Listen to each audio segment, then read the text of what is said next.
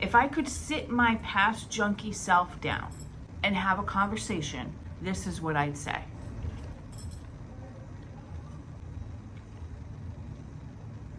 Listen, I don't believe that there is such a thing as wasted time. I firmly believe, even after my 20 years of active addiction, that everything happens the way it's supposed to happen in order to get you to where you ultimately need to be.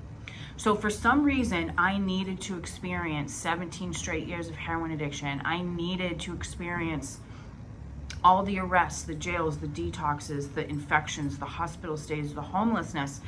And now I can say that I think I know what that reason is, because I came out on the other side and I'm sitting here today so that I can do just this. I firmly believe this is my purpose, and that I had to experience all those things so that I can sit here and make videos and inspire you and inspire people to realize that no matter how bad their story is, that recovery truly is possible.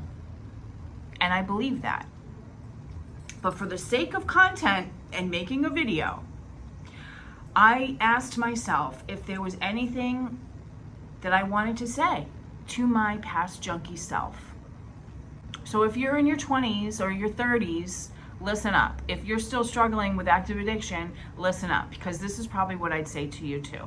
The first thing I thought of when I thought of this question was the fact that when I was 25, 26, 28, 29, 32, even 35, I thought I had all the time in the world to get my shit together. I looked around me and I saw people who were junked out, strung out, miserable in their mid-40s, 50s.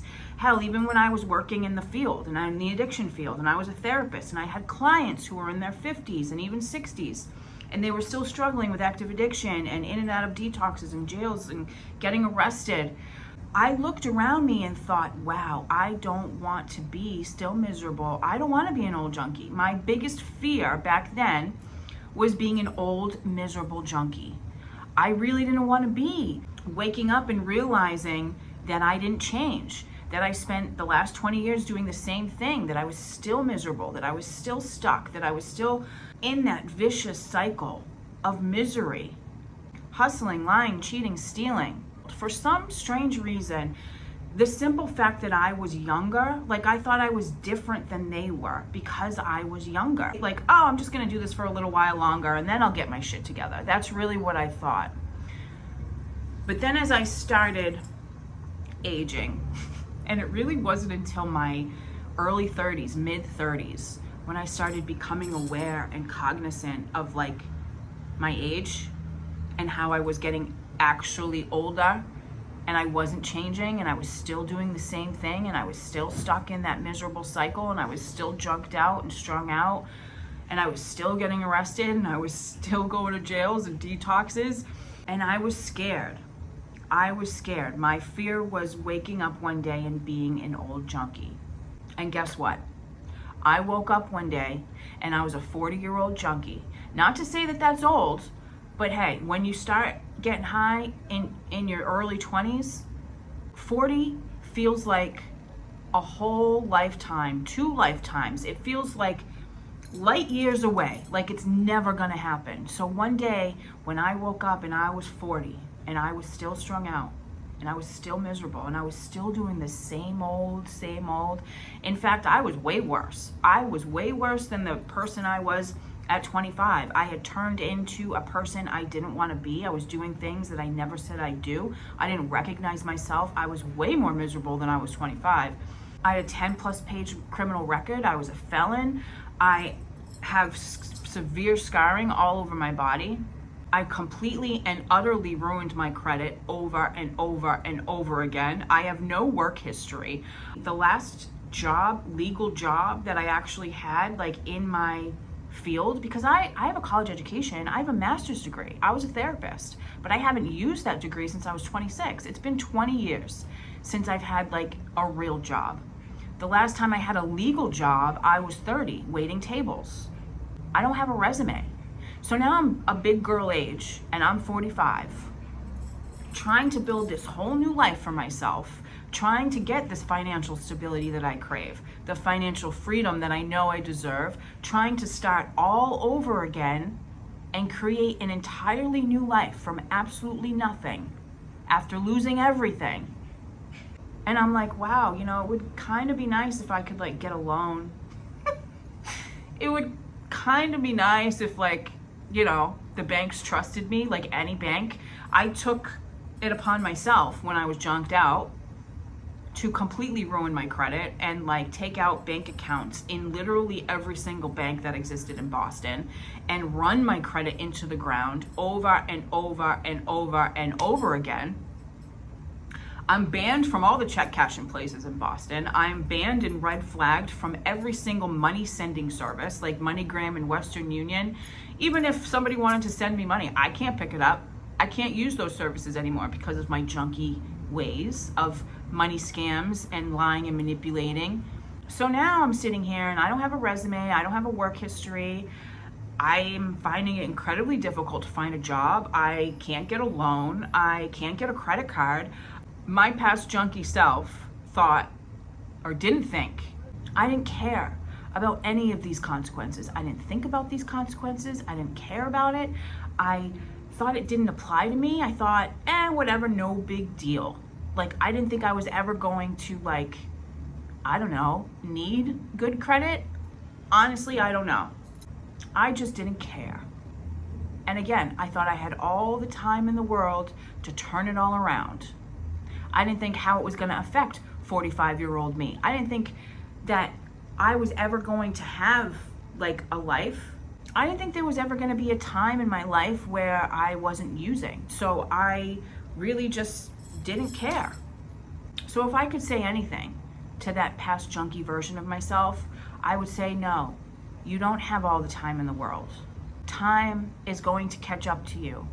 And there are, in fact, consequences to every single thing that you are doing. And when I did finally wake up as a 40-year-old junkie, completely miserable, it wasn't until after both of my parents died. Neither one of my parents got to see me get my shit together. And that's another thing I would say, is that your support system isn't gonna be there forever. Your family is not gonna be there forever. Your friends or whoever that you have that you lean on or anything, they're not gonna be there forever. When I finally woke up and realized that I was completely and totally alone in the world, I had lost my mom, I lost my dad within 3 months of each other. I lost my entire support system when they died. I felt completely, and was in fact completely alone in the world because they're the only people that I had, the only support that I had. But it was from that pain where I received that gift of desperation, where I finally realized that nobody was coming to save me. And that's another thing I would say to my past junkie self, is that nobody is coming to save you. Nobody. Like, I didn't know what I thought was gonna happen, like a fairy was gonna come down and like boop me with her magic wand and give me a brand new life, or I was gonna find one of those, like, what are those things called? Like a genie thing where I was gonna rub it and get granted 3 wishes and wake up with a brand new life one day. Like, I honestly don't know what I thought was gonna happen because I didn't really wanna try and I didn't really wanna do the work, but at the same time, I thought I had all the time in the world and that I was definitely going to wake up one day before that old age of whatever it was, probably 40 that I had in my brain, and just have a brand new life. Like, I for sure thought that I was gonna get my shit together before I was 40. I mean, there was no question about it until I realized that I had turned into my biggest fear. And not to say that 40 is old, but you understand what I'm saying. Because as long as I had the support, as long as I had my parents, especially my dad, who was my rock, right? My biggest enabler, but also my only support system. As long as I had him, I had that feeling of safety.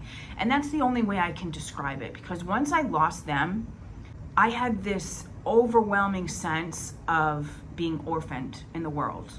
Like, I had completely and utterly lost any sense of safety that I felt. And I'm still now, 5+ years after the fact, trying trying so hard to get that feeling of safety back, because it is devastating to not have that sense of safety in the world. But I needed to realize that nobody was coming to save me. And unfortunately, I didn't realize that until I was 40. And you know, my parents deserved to see me get my shit together. My parents deserved to see me happy. Your parents deserve to see you happy and to see you doing the right thing. Your parents deserve to sleep well at night and to not worry about getting another phone call from the cops saying you got arrested again or even OD'd.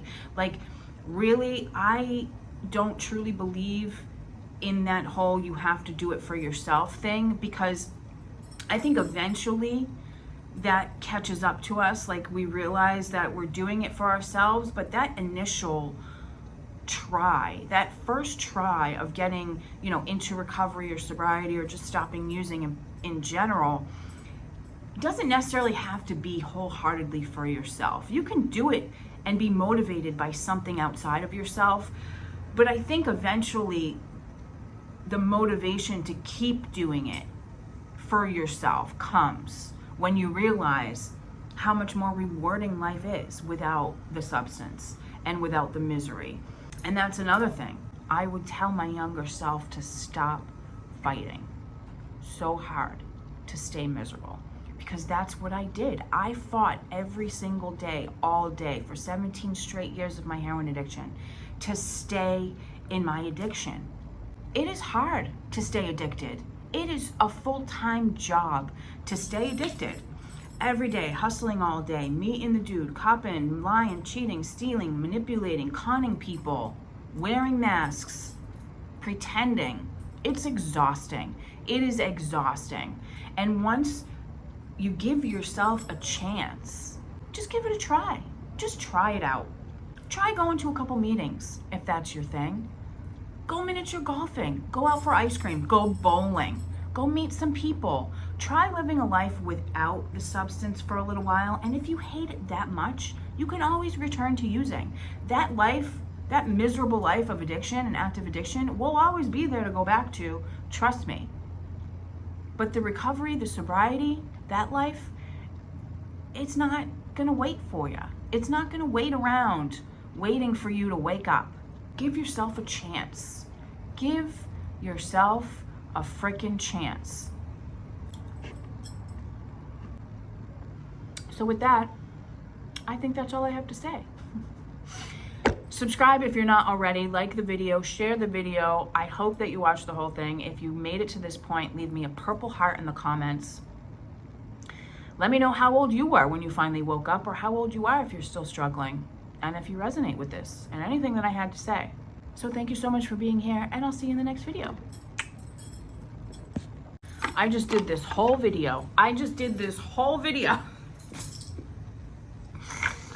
And the audio is so bad. These things suck. I'm gonna have to try to find a cheap microphone off Amazon. I'm gonna have to, because I can't sit in here without the fan. Whatever. Take two, and I hope I remember what I said. Take two.